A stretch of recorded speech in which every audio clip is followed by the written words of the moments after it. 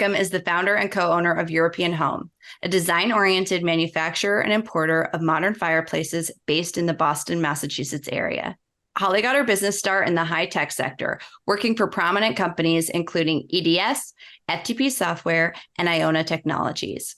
Her roles in sales and marketing gave her the important skills to set the stage to start her own business. With a curiosity about building materials and a discerning eye for design, Holly established European Home in 2004 after navigating through various trials and errors, which we're going to talk about today. Her primary focus was on modern fireplaces, a niche that was remarkably limited in North America at the time. Today, European Home sells through a retail channel of over 300 dealers across North America. You can find them at prominent hotels, resorts, restaurants, and of course, beautiful homes. And they've been featured on The Property Brothers, Love It or List It, and now Prospecting on Purpose. On a personal note, European Home is a client of mine, and I've been working with Holly and her sales team to support their business development efforts.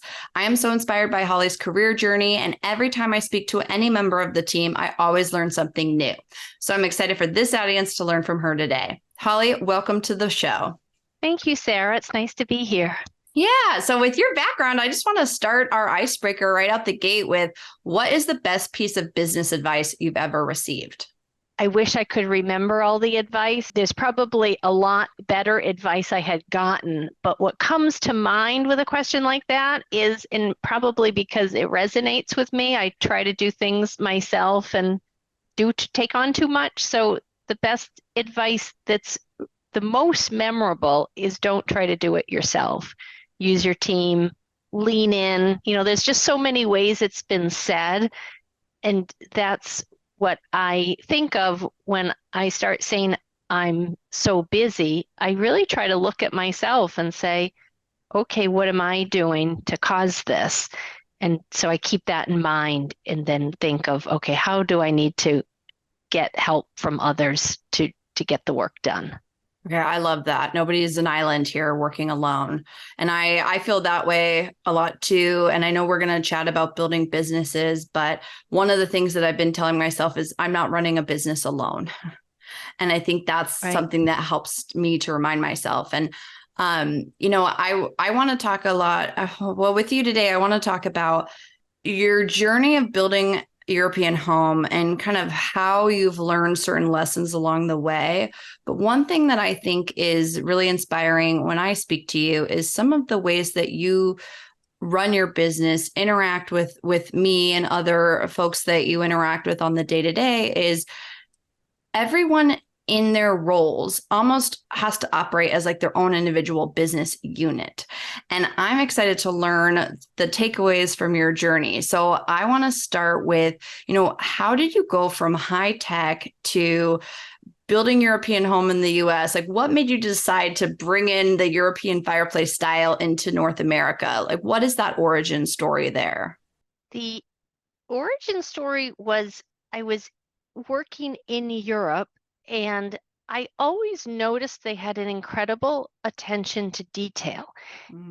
Even when I would go, so I was in, as you mentioned, the intro in the high tech sector, and I would go to meetings, and in the conference room, everything was sort of the water was not in a plastic bottle. It was in a beautiful carafe.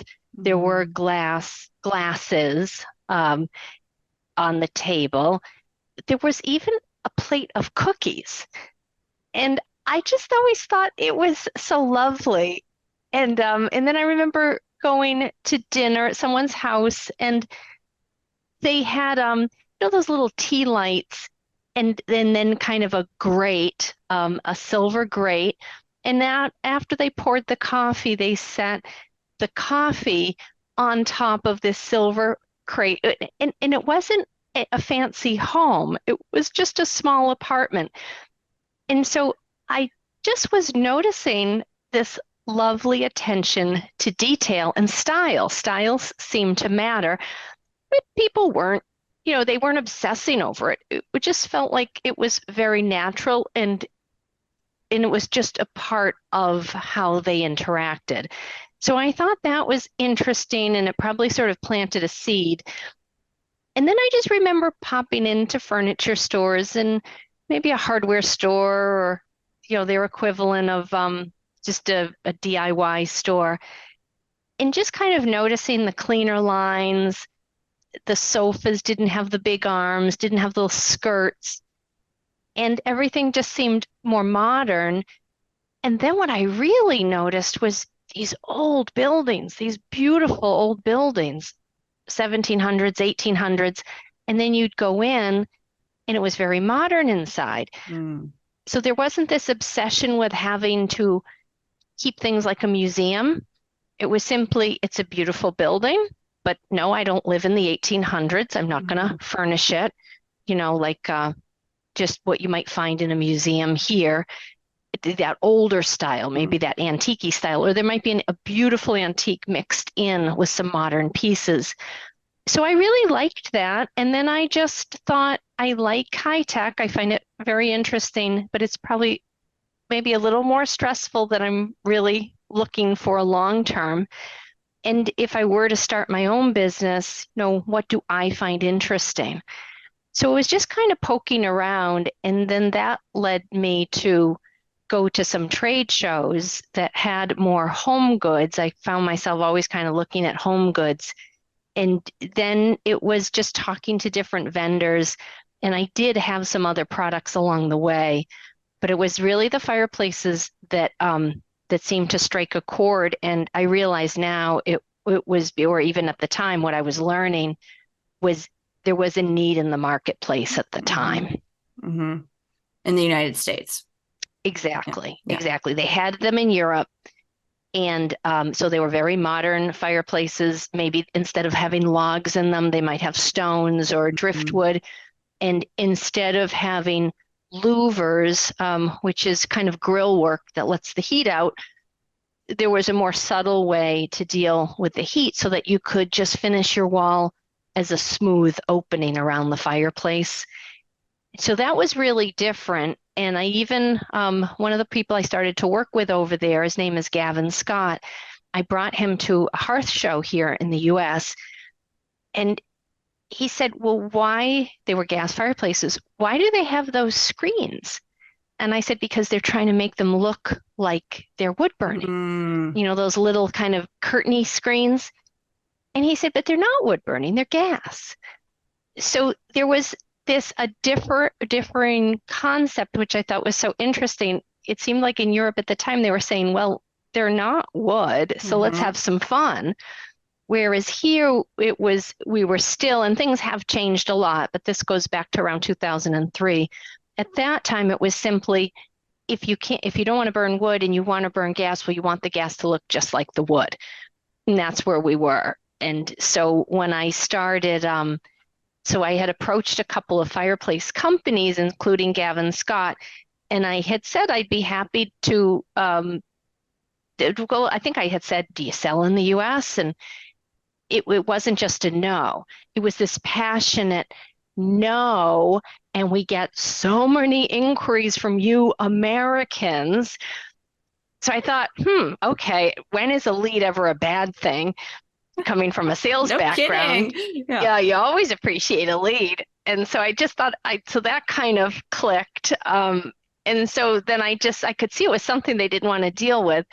And I said, I'd be happy to call them and see if they're serious. And so it was kind of almost a throwaway to them. And that was so nice because then they did share leads. And then I was able to introduce myself, say, we don't have a product, but we're exploring getting it approved. And at the same time, while I was doing that, I was learning about what would be required. And that was of all the things I had sold in high tech, and then with European Home, I had sold a couple other products before the fireplaces.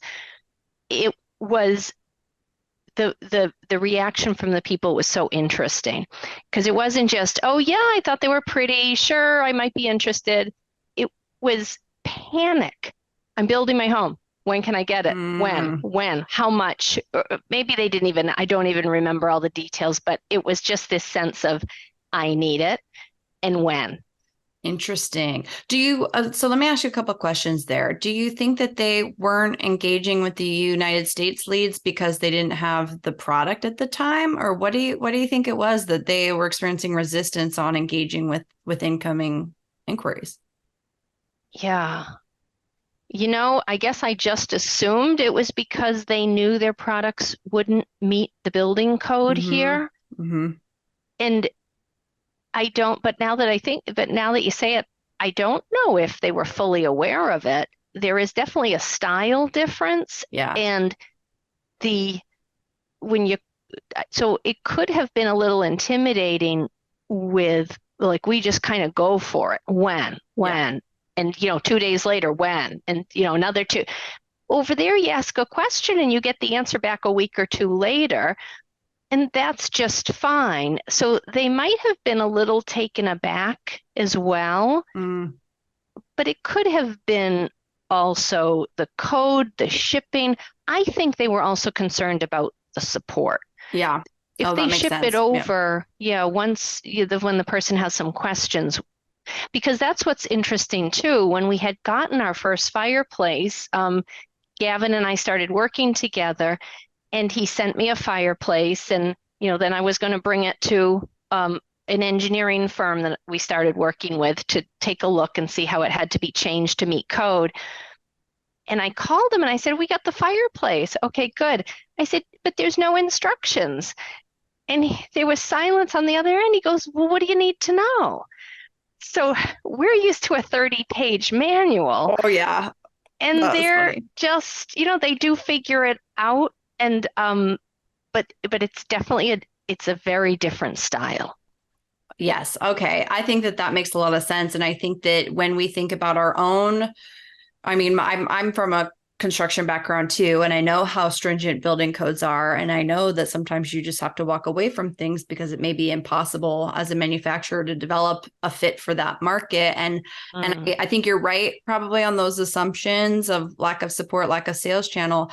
One of the takeaways that I see from that is the European business entity didn't want to explore that sales channel for whatever reason. But mm, you walking into their trade show booth and offering to take the leads off their hand, you were solving a problem mm.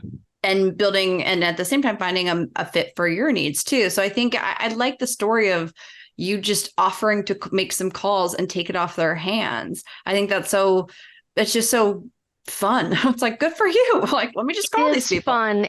Yeah, and I think s a lot of times you meet people and they don't want to do anything until they know how they'll get paid and Mm-hmm. where. And I think when you're probably more so when you're starting your own company, I do think you have to be willing just to put the effort in, and you don't know where it will go. But Mm-hmm. there's that natural curiosity.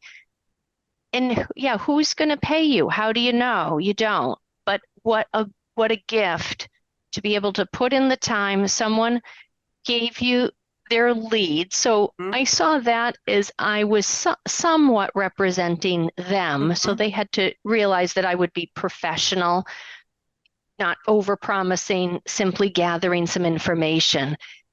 But it was a nice combination because it helped us both understand the market better. Mm-hmm.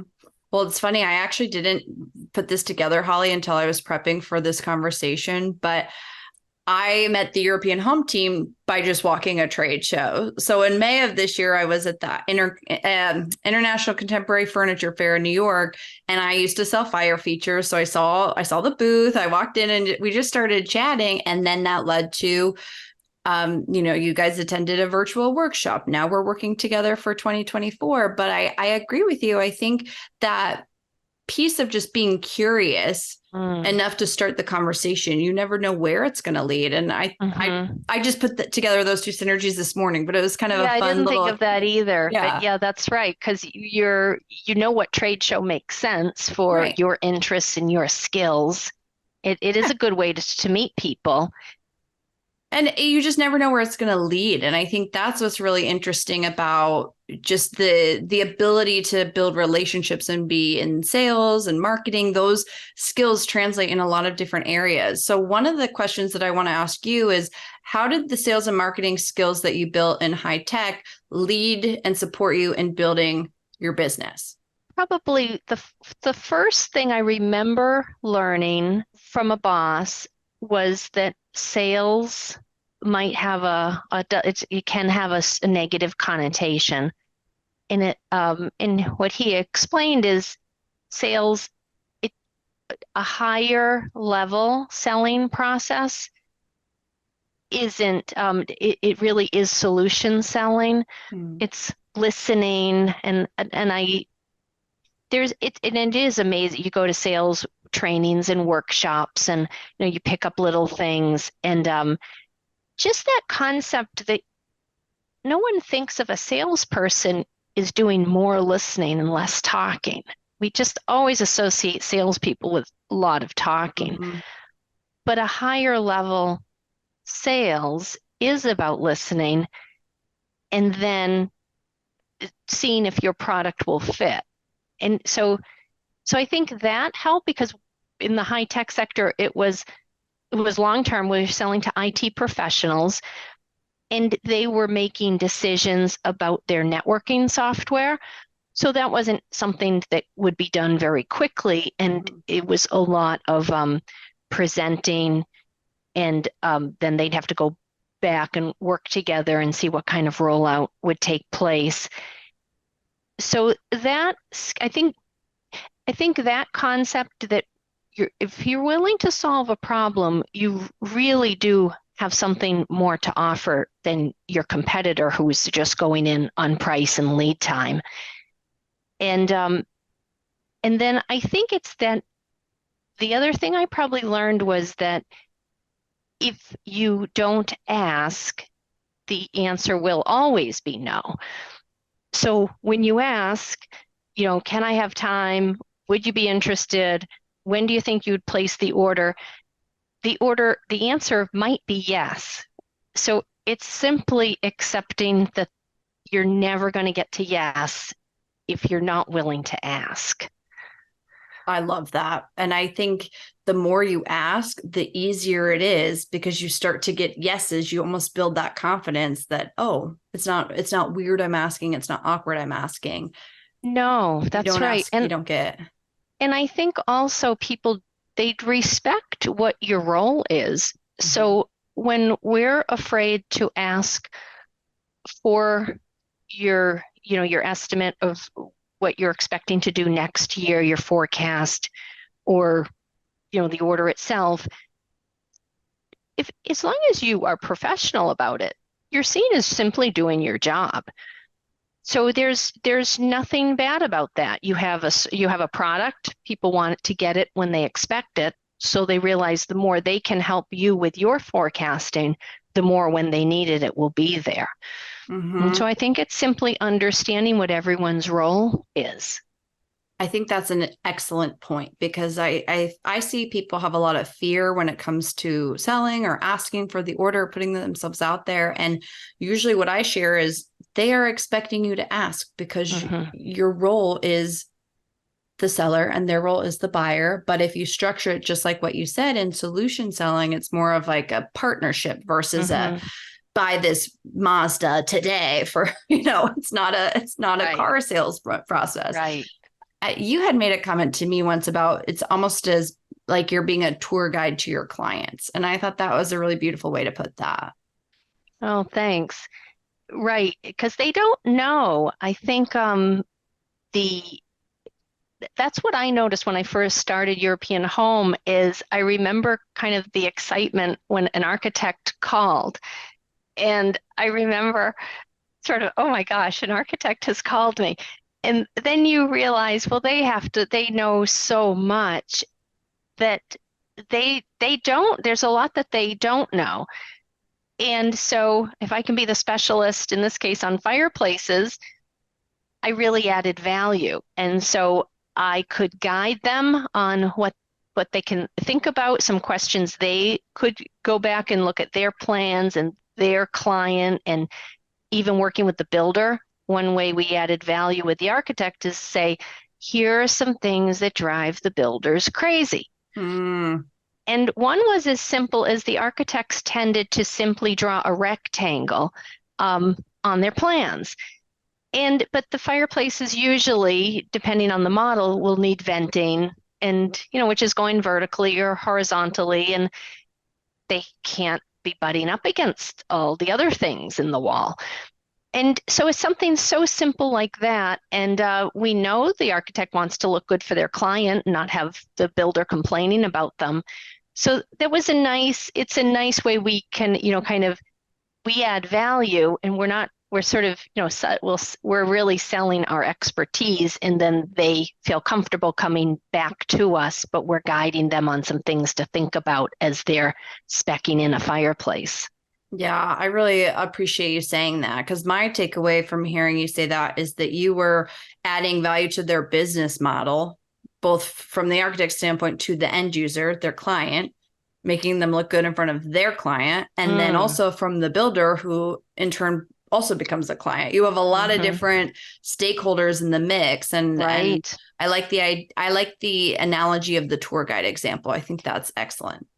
Yeah, when I worked in even when I was in high tech, before I was in Europe, I would do we had a lot of Asian customers, and I never went to Asia as a salesperson, but they would a lot of our Asian customers would come over, and I remember learning about how important it was to save face.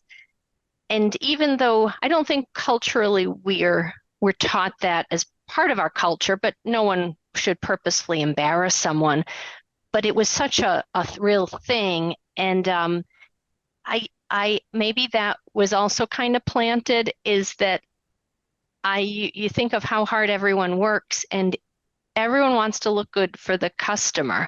So if you can just kind of help them, a little rough edge and smooth that out, and we've thought to, that's great, that's really helpful. And so I think that's part of our selling, is what will help them in order with the next person, because we have so many people with the homeowners interacting with their designer, their builder, their architect. And then you have the fireplace store we sell through dealers. So there really are a lot of people to kind of protect and make sure that they have the information that they need. Oh, it is. That's my whole sales background too. It's very complex, and you have a lot of different, what's the word I'm looking for? You have a lot of different interests for all of these different entities, and you can't necessarily say, homeowner, the architect didn't vent out the fire, because that makes the architect look bad. So it's a delicate dance you have to do. And I definitely empathize with that for the team. And I think that's why we're working nicely together. One of the things that I'd be interested in learning from you is pivoting from, you built out the sales channel, which is very impressive to have 300 dealers of your product throughout the United States and Canada. I think that that's where, your end users are getting that support. I know that was probably no small feat. Now you have a sales team running that, and you're the business owner running the day-to-day business. From our conversations, what we know about business, you have to have your foot in all of these different ponds.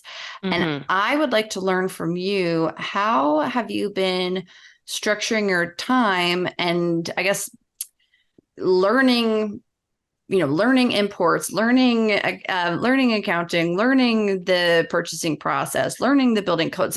You've had to do all these different things. I would like to know some of the ways that you tackled those big new things, because I'm imagining there were things you've never done in the past. Yeah. I remember my friend Amy, I live in Massachusetts. I moved here from New York. And when I moved here in high school, I didn't always understand the words. So my friend Amy we were on the school bus, and she asked if there were hosses out in New York. And I said, a what? A hoss. Oh, a horse. So my same friend Amy, she went and she has an accounting degree. And I said, I don't know what to do. So she said, oh, you got to get set up. And so she said, what about, so she's tried to explain chart of accounts. I said, I don't know what that is. Chart of accounts. Do you have your chart of accounts? Oh, chart of accounts. So I have to first figure out the lingo. Then I have to kind of figure out, okay, what does all this mean? Mm-hmm. So I guess, yeah, it's just, it is amazing all the little things. I remember getting incorporated. I remember getting an accountant. Amy helped me set up my chart of accounts. And then I knew nothing about inventory. I knew nothing about barcoding. But you just keep asking, kind of like that. You Mm-hmm. can't do it all your own. And I'm sure I would have saved a lot of time had I been doing even more of that early on. But I guess just probably, it was really just, luckily, like at first, sort of there's no money, then there's a little money. Okay, hire someone and sort of give that to them, and kind of just gradually rounding out the company and trying to get people who know a little, know more than I do. I think that's really just very organically. And then I do remember even asking suppliers questions, people Mm-hmm. who I thought were good business people, and I remember them just saying, you have to remember to pay yourself, otherwise you will get burned out. Mm-hmm. And I think it is a little bit easier said than done when you're first starting because I mean, no one's going to work for free, so you pay them and you're not paying yourself. But you get to a point that you then have to say, okay, I can't keep growing and then not, because then you sort of say, okay, what's the point of doing this? Mm-hmm. And then I remember 2008 hit, and then we had dealers going out of business. And um, so there were times where I kind of said, I'm just not sure it's worth this effort. But then you take a step back and say, okay, if you're paying yourself, I'd rather work for myself than work for someone else.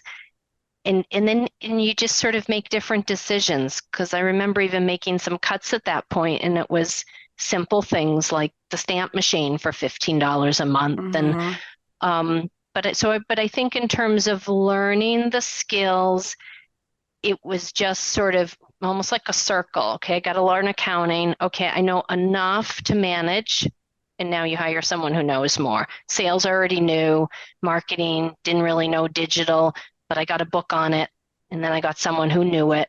And so kind of made a circle. And then I think of it almost like a pinwheel. And then it kind of goes out from there. It's not linear at all. Mm. I like that a lot. I think one of the things that really resonated with me, what you said, is asking people for support. So you asked Amy, you Mm, asked suppliers. I think mm, there's a really nice bridge there between asking clients for the order. Our conversation a few minutes mm. ago about if you don't ask, you don't get. And I think that that's something that everyone can do in their roles, regardless of what you do for work.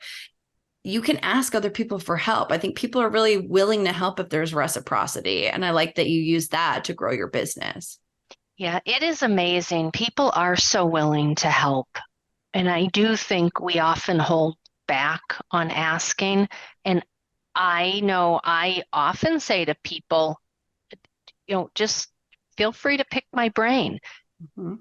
And I think it's good when people take advantage of that. But it is so important. And because you just think people have so much knowledge. And we can't go around reading so many books. Like there's just too much information out there. Right. So why not ask people that, and sometimes you just don't know who to ask, I think, but I feel like if you start with someone, then they might sort of, help you get to someone else and someone else. And yeah, there isn't always sort of that perfect mentor who's going to be all packaged and provide everything you want. So it is kind of important just for where you're stuck or not, just not really sure. And I think I mentioned to you when I remember going to the accountant and just going over numbers and saying, but we're doing so much work and blah, blah, blah. And it was as simple as, looks like you have to raise your prices. Mm. And sometimes it's just so simple, but you do have to, it helps, at least for me, to hear it from someone who is more experienced in a certain area. Yeah. Okay. So I have two things I want to hit on from what you said there. The first, I think that like when we feel resistance and asking for help, if somebody's offering you help, it's almost like you're just holding them accountable to what they say they're going to do. And I've noticed, and tell me if you agree, when I offer to help people for free and then they don't take advantage of it, it's kind of like, okay, that's fine, your choice. But if somebody's taking the time to offer, I feel pretty comfortable accepting it. And I kind of make a joke. I'll say, okay, be careful what you offer because I will take advantage of it. I will take you That's up a on great it. way to say it. That's really Yeah. great. I do remember, uh, I do remember in my 20s, someone was clearly, maybe they weren't that direct, but they were they were, and I think sometimes maybe you're just not, you're at the age where you don't quite understand it. Hmm. And then, or you think I think you have to get to a point where you realize what you don't know. And maybe that takes some maturity as well. And being vulnerable and asking for help because it can feel vulnerable. Right. You almost Yeah. feel embarrassed. Yeah. I also liked what you talked about when you mentioned you get stuck. And I want to talk a little bit about how do you in business, if you or a teammate find themselves just like tackling a big problem. I mean, you've had like building codes and navigating building codes is not an easy nut to crack. And that's just one small sliver of the examples we've talked about today. So I'd be curious from you, what are some tools you use when you feel stuck or you're tackling a large problem? What I love is I love going back to the Franklin Covey advice and training. And a long time ago, took a 2-day class. And what resonated was the way they said, how did Ben Franklin start a hospital, start a newspaper, become a political figure? All these, I think, start a library too. And they said how in his daily notebook, he would have a big idea and then he would break it down into tasks. Mm.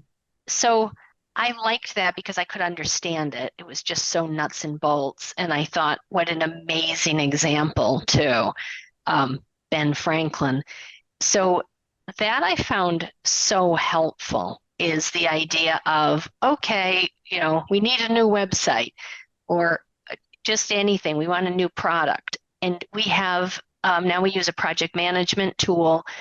And it's great because we put our big idea, we brainstorm, we put all the tasks, and you're always going to forget some things, but then we can go back and add it. And then we, kind of break it up about who is doing which part of it. But I use that concept even when I'm stuck on just I have my own projects and I'm not giving them to someone else. This is sort of my area of responsibility. And when sometimes I find I just, I don't know, there's other little distractions. Let me just take care of this, just take care of that. And then I'll have to say, okay, you need to work on this because one thing where it's really important to get beautiful installation pictures. And it takes a lot of time because you have to get in touch with the customers and you have to understand it. For example, what I'm sitting in front of, this is a picture of an installation in California around Mill Valley, and it's a Joseph Eichler house. And at the time, I didn't even know who Joseph Eichler was, but the architect told me all about him. I looked him up. He loved Frank Lloyd Wright. He was a builder. And so we end up, it helps us with our storytelling. So that's a part of my job is to make sure that we're getting these beautiful pictures and understanding. But it takes time to do, and there's always something else. So I kind of, I write down the steps and reaching out and the follow-up. And but by just breaking it down and doing something, even if it's 10 minutes, 15 minutes in a day, then I have that sense of I pushed it forward. And it makes a difference. But when I don't feel like doing it and 2 or 3 weeks goes by, I see such a difference in the quality of my own work. So simply that breaking it down, pushing it forward, even just tiny incremental amounts has made a huge difference. I think that's excellent feedback or excellent advice, because it can be really overwhelming. And I notice, I don't know about you, but when I push things off and push things off, you end up getting this like pit of anxiety in your stomach, and then it makes it harder and harder to finally tackle it. And then when you do, it usually ends up not being that big of a deal. And then you kick yourself. Why did I wait so long? So I think I don't want to speak for the audience here, but I'm imagining we probably all are guilty of that. And I like the feedback of the 10 minutes a day at least pushes the ball forward. Right. You're right. Because when you don't do it, it's not just letting 2 or 3 weeks go by. It's the stress and anxiety that go along with that. And then you're frustrated with yourself. I think it's probably human nature that when we don't feel 100% comfortable, it's easier just to say tomorrow. But if you can resist that and say, and I've heard writers do this, they might be struggling, but if they can just move their pen, even the letter A, over and over, there's something about making it more fluid. It kind of greases the wheels. And that's what I find. If I just say 10 minutes, it often will turn into 20 or 30. And you sometimes even get into that flow feeling. But that is what you have to kind of push through when you don't feel like doing something, is just do a little bit. Okay. I like that a lot. Just keep greasing the pen. Keep using the pen. It's kind of the same with exercise too. Like just put on your sneakers and get outside and see what happens. Yeah, that's true. For a walk, you don't feel like it, and you get out and you come back and you're so happy you did it. Yeah. So I like that. So 10 minutes a day, or breaking down the big tasks into smaller tasks and chunking that down. Any other tools you have to share with us in terms of, if you're finding yourself stuck or not wanting to do something? Oh, well, yeah, when I really am resisting, I've noticed sometimes people here in the office, it just something kind of goes on and gets forgotten about. And so I call it phone a friend. And I will ask someone, I'll say, I'm really not getting to this. Would you mind just hanging out with me? And, while I write this email, maybe it's a difficult email or something, and you need to just feel that support from someone. And I'm amazed how much it helps me. And then I'll do that with people here, and they always seem pretty happy. It doesn't happen a lot, but you can always kind of tell when someone doesn't want to deal with something. I said, you want to just do phone a friend? Oh yeah, maybe, maybe that will help. And so it does seem to help. I don't know how scalable it is, so a really big company might not love that idea, but I guess everyone runs into those things that they just don't feel like doing. And I think you feel supported. Maybe there's just something about human nature to feel connected, and you're not alone with something you hate to do. So having someone sit there, and even if you're working remotely, I think you put the person on speaker and you're like, okay, I'm typing it, and then you read it back to them and you kind of brainstorm. And I bet you could, and I do find I can knock something off my list that way. Phone a friend, just like Who Wants to Be a Millionaire? Tapping in for the $1 million question. I love it. Yeah. Well, and it just serves as like an external accountability in some ways. And I think in our roles as like outside sales or entrepreneurs, like you find you have to be a self-starter to be efficient. But if you're struggling to self-start, I love the phone a friend idea. I think that that's powerful. And I don't think I like for audience listeners, I almost want to start offering that to people too. Like, hey, do you want to get on a Zoom for 30 minutes and quietly work with each other? Like a little. Gotta wonder, but maybe that's why co-working places are popular. I've been going to one recently, and it has been nice. It's nice to collaborate. And just like what you were saying, Holly, yesterday I was sitting next to a gentleman and he was a coder. And I looked at him and said, "Hey, do you understand Squarespace?" Because that's my website platform. And Aw, he didn't, but if he knew it, I was going to say, "How do I change this and this in Squarespace?" So you just never know unless you ask. And I really appreciate that, that has come up a couple times in our conversation. right, right. That's right. You don't know. And sometimes even just that little connection, maybe just by talking it through, it helped you get over a hump. Mm-hmm.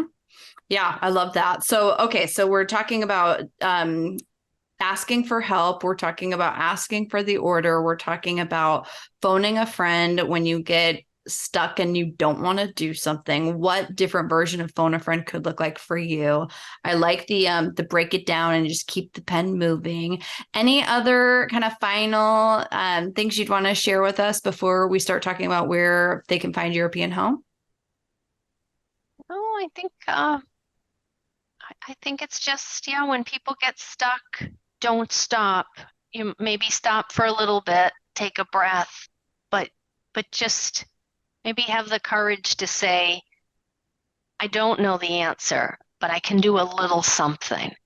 And I think it's just amazing. And then you'll be so happy that you moved it along just a little bit, and you're so much more likely to get to where you want to go than if you just feel completely stuck and say, I don't know what to do. Because I think most people, when they're doing, most people don't know what to do when it's new for them. And but that's the thing where, we're pretty smart people. We have decision-making capabilities. We're kind of like a flow chart, is it, do I want this? If I do this, this will happen. If I do that, that will happen. Okay, which one am I over here? And your brain goes through all those processes. So you can usually get halfway there pretty easily. But I think we're always so focused on the end result. That's where we Mm. get stuck. So by moving it along, all of a sudden you're halfway there. And then by getting there, I think then it makes the end clearer. Oh, that is such a powerful takeaway. Like people get stuck in figuring out how am I going to do this big task instead of just taking the steps to get to the halfway point. Mm. Thank you for sharing that because I Oh, you're think that is a good welcome. takeaway.